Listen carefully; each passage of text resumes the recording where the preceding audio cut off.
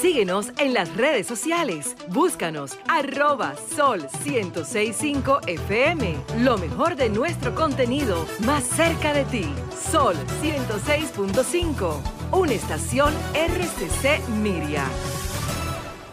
Como sabemos, en la semana anterior el señor César Emilio Peralta fue extraditado a Puerto Rico. Pero en Colombia había un caso de la muerte de Jason Otero.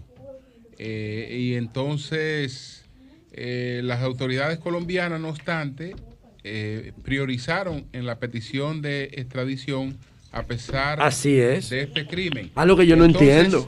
Está con nosotros desde Colombia el señor Jesús Elías Otero. Él es el padre de Jason Otero. Jason Otero. Dice Jason. Sí, de Jason Otero, que fue la persona que resultó muerta en un conflicto con César Emilio Peralta. Buenos días, señor Jesús. ¿Cómo está usted? Muy buenos días, caballeros, a todos los integrantes de la mesa de trabajo. Gracias. Deseándoles una felices Pascuas y un próspero año nuevo. ¿Cómo usted puede explicarle al pueblo dominicano cómo se produjo la muerte de su hijo en este conflicto en la cárcel de La Picota con César Emilio Peralta? Sí, claro que sí, señor. Por fuentes directas que la persona que me informó vive directamente en la misma habitación donde estaba César y donde estaba mi hijo. O sea, su hijo y César estaban en el mismo pabellón, Jason. En la misma celda, la misma pieza. Esa pieza consta de 6 camas, sí, o sea, 3 camarotes y viven 6 personas. Entre ellos vivía pues mi hijo y el señor César. Viven otras 4 personas más, que entre esas 4 personas pues hay 2 personas que hablaban conmigo y que tenemos una buena relación afectiva, digámoslo, de amistad. Ok, ¿cómo se produce? ¿Cómo se produce? ¿Por qué pelean Jason y César Emilio Peralta? ¿Por qué fue el conflicto? Bueno, ellos me cuentan la fuente directa que el señor César se fue a bañar a la 1:30 de la mañana del día 7 de octubre del año en curso, 2021.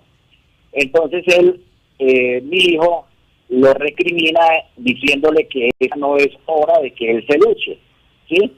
¿Por qué? Porque pues viven 5 personas más y estaban durmiendo y entonces el señor César prendió las luces y mi hijo le dijo que por favor, que esas no eran horas de bañarse, que todos estaban durmiendo, que respetara. Y por ahí se inició el disgusto y entonces empezaron a recriminarse el uno al otro, no sé, con palabras de pronto soeces un poco o algo así, no sé. El caso es que al final de un momento la discusión termina entre ellos dos. Mi hijo se acuesta, o sea, sigue en su cama durmiendo y como a tipo 4:30 de la mañana, César, no sé qué pensó, que estaba ofendido y de inmediato pues sacó un cuchillo, mi hijo ya estaba profundo dormido y propinó una puñalada en un costado, la cual fue pues la fatal. Una sola agresión, no hubo pleito entre ellos, su hijo no reaccionó.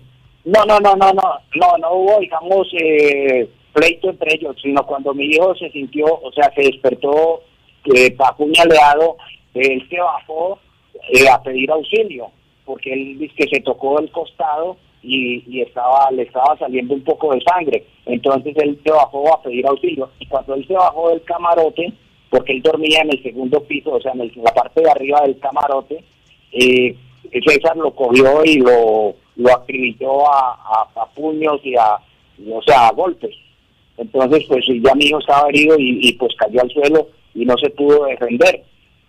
Entonces el señor César, con el cuchillo que le propinó la puñalada a mi hijo y otra puñalada en la cabeza, se cortó una mano para decir que había sido en defensa propia.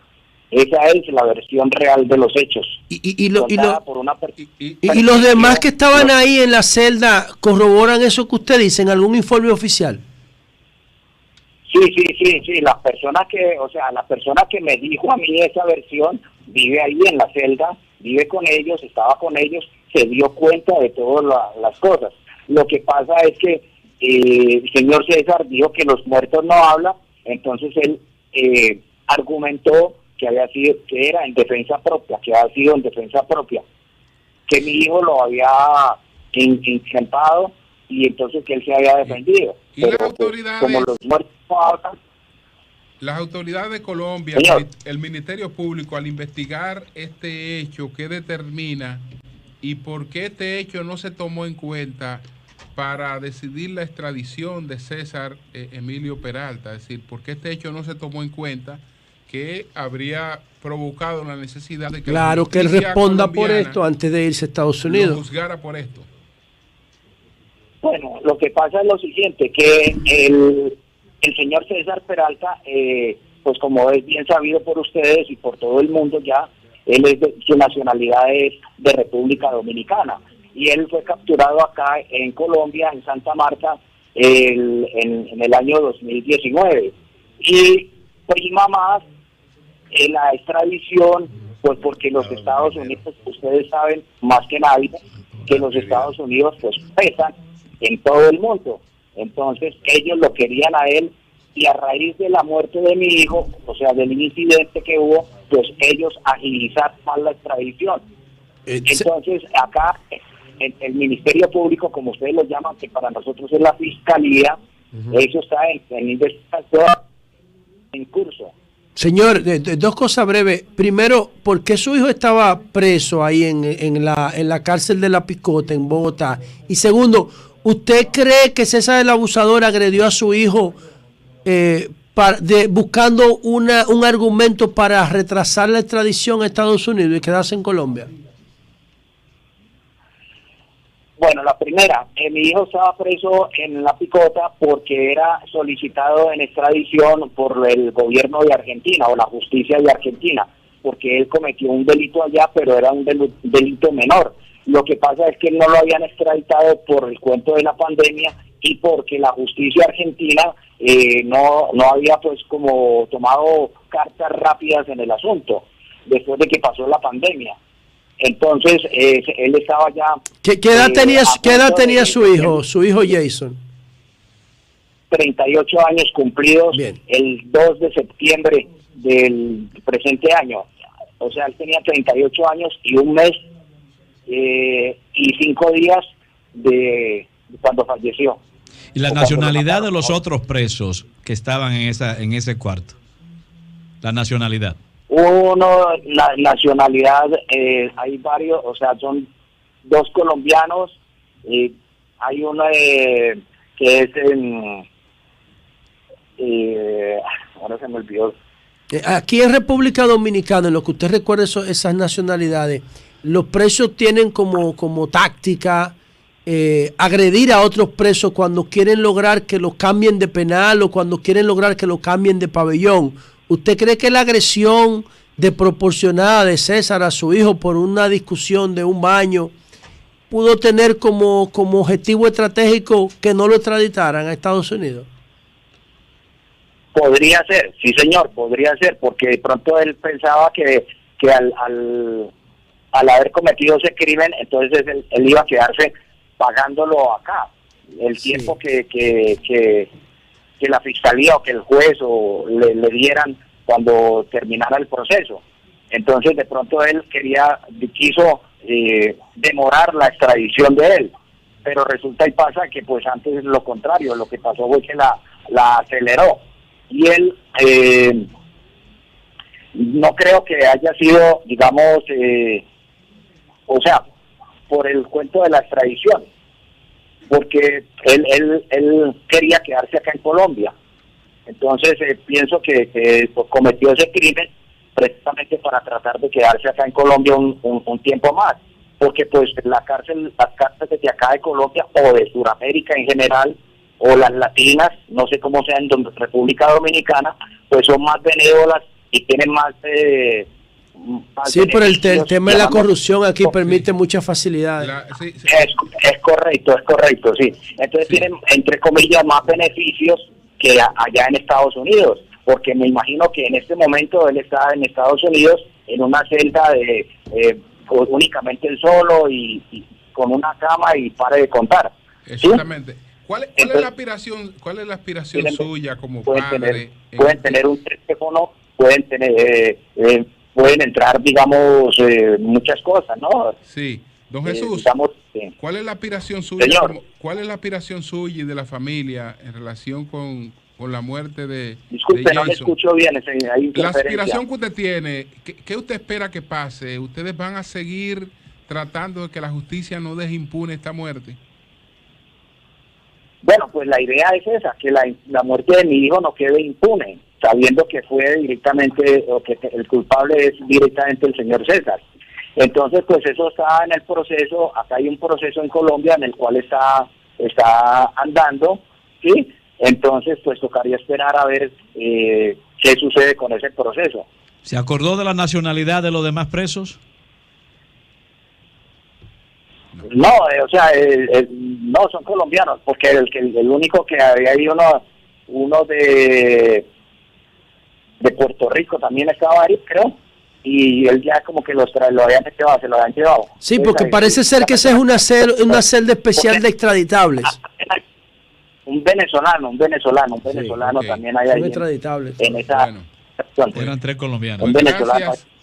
Gracias al señor y el resto son colombianos.